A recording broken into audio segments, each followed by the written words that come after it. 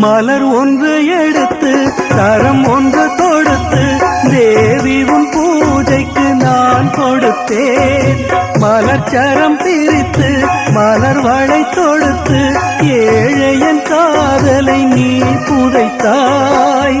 புதைத்தது மீண்டும் மலராகும். உன் பூஜையை நினைத்தே சரமாகும்.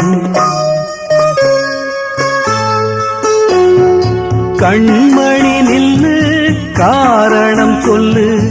காதல் கிளியே கோபமா